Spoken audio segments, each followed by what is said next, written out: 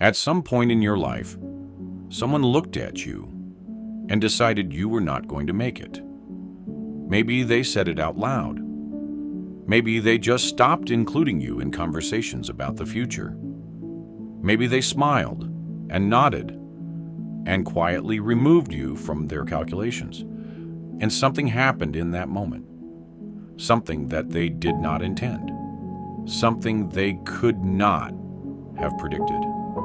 They gave you the most dangerous thing a human being can possess: a reason. The word underdog comes from a brutal image. In a dogfight, the dog on the bottom, the one being pinned down, the one losing, was called the underdog.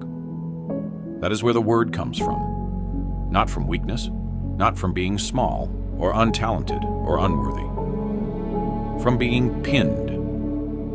From being in a position that looks from the outside like it is already over. And yet something strange happens to certain people when they find themselves in that position. Instead of accepting the verdict, they become something different, something that the person holding them down never accounted for. There is a psychological phenomenon that researchers have studied for decades, but that philosophers understood long before the studies existed. When people expect nothing from you, something is set free inside you. All the energy that a person normally spends managing expectations, performing for others, protecting their reputation, living up to what is required of them, that energy becomes available for something else, for building, for obsessing, for going to lengths that nobody who has something to protect would ever be willing to go. The favorite has everything to lose. The underdog has nothing. And nothing to lose is one of the most powerful psychological states a human being can occupy. Malcolm Gladwell made a famous argument about David and Goliath. For centuries, the story was read as a miracle. A small shepherd boy, armed with only a sling, defeats a giant warrior in full armor. But Gladwell pointed out something that changed the entire reading of that story. David was never actually the underdog. Goliath was large, heavily armored, built for close combat. He was slow. He was designed to win a specific kind of fight. David refused to fight that fight. He stood at a distance. He used a weapon he was extraordinarily skilled with. He exploited every single structural weakness in Goliath's position. The giant lost not because David got lucky. The giant lost because David was not constrained by the rules of how the fight was supposed to go. That is the first great philosophical insight of the underdog. The person in the weaker position is not bound by convention. They can be unconventional, unpredictable, creative in ways that someone defending an established position never can be. The underdog does not play the game. They change the game entirely. Nietzsche called it the will to power. Not power over other people.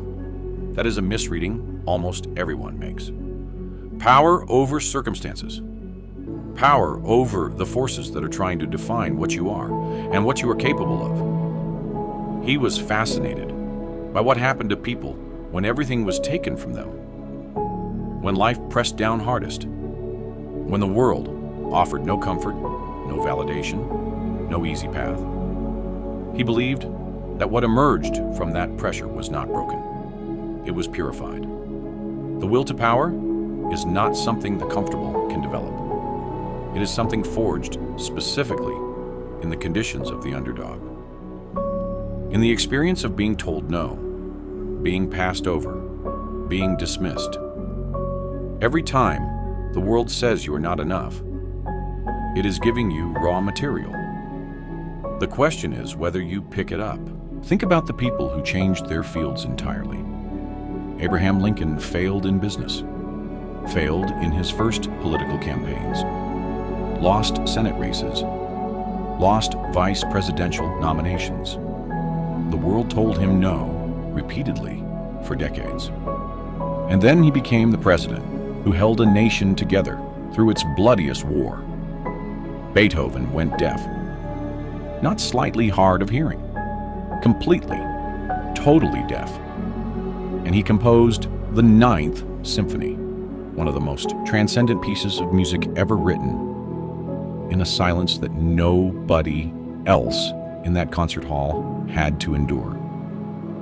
Einstein was told by his teachers that he would never amount to anything. Steve Jobs was fired from the company he built. These are not feel-good stories about perseverance.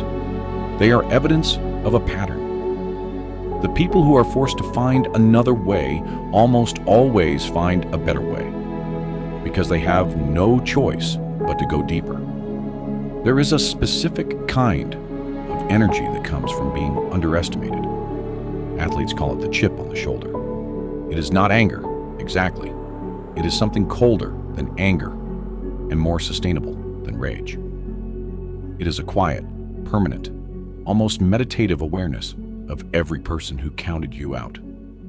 Every room you were not invited into. Every opportunity you were passed over for. Every time someone smiled politely while internally removing you from the conversation. The underdog carries all of that, not as weight, as fuel. Muhammad Ali said he was the greatest before anyone in the world agreed with him. Not because he was delusional, because he understood something critical about the psychology of becoming something the world has not yet seen. You have to believe it before the evidence exists. You have to carry the certainty internally while the external world is still laughing. That gap between what you know about yourself and what the world currently thinks of you is not a source of pain for the true underdog. It is a source of power. But here is what nobody talks about. The underdog position has a shelf life. There is a moment, a specific, dangerous moment, when the underdog begins to win. When the world stops dismissing them and starts watching them. When the reputation grows and the expectations arrive, and suddenly there is something to protect. That is the moment many people lose the thing that made them great. Because the hunger was never about talent. It was about circumstance. It was about having no safety net, no inheritance, no room for error, no soft landing if things went wrong. The moment comfort arrives, the moment the underdog becomes the favorite, the fire has to be deliberately maintained. It no longer maintains itself automatically. This is why so many people reach a level of success and then inexplicably plateau. They won the fight they were built for, and nobody told them that winning would require a completely different kind of discipline to survive. The philosophy of the underdog is not really about winning. It is about what you are forced to become in the process of refusing to accept the verdict the world handed you. It is about the version of yourself that emerges when you have been left with no other option but to go further, think differently, work harder, and want it more completely than anyone who was given a smoother road ever had to. The underdog does not succeed despite their circumstances. They succeed because of them. Somewhere right now, someone is being told they are not enough, not ready, not talented, not the right fit, not what they are looking for.